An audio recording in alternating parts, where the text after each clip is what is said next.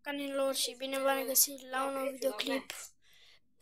Săptămâna asta n-am prea postat pentru că vreau să mai, să mai petrec timp cu ei, că ca de obicei nu o să am toată viața mea,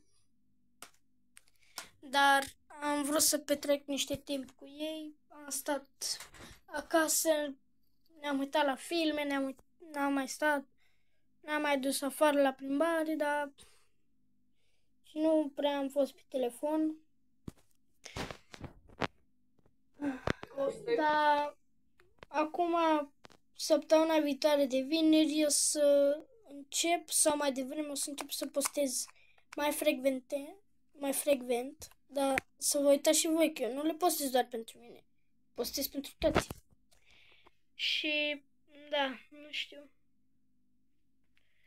O să mă uit eu dacă o să am timp, dacă am timp și chef. Trebuie să mai mă gândesc să scriu scripturile, să-mi fac idei, să-mi găsesc idei la ce să fac, nu știu. Deci, când o să fie videoclipul ăsta afară, probabil e deja vineri sau astăzi o să-l scot, probabil acum, după ce îmi filmez, dar nu contează. Deci am fost plecat cu părinții și cu frații mei și am vrut să petrec un pic de timp cu ei. Da, altceva n-am mai avut de făcut, n-am mai ieșit afară pentru că zilele astea ploua. Am stat mai mult de timpul săptămâna asta, am stat numai în casă pentru că ploaie, vânt, au fost ploi urâte, dar asta e.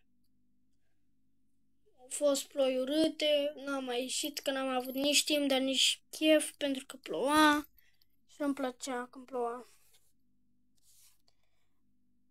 Dar acum că văd că întâlnește ploaia, săptămâna asta poate mai fac vloguri afară, poate.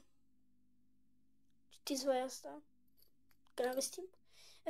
Deci, nu uitați, dați un like și un subscribe la canalul meu, undeva pe aici. E gratis. Sau poți să-ți schimbi mereu opinia. Măcar să văd, nu trebuie să-ți dai neapărat subscribe, dar măcar să văd cât ți-au apreciat acest videoclip și că te-ai uitat. Sau lași un comentariu, m-am uitat. Pa, pa!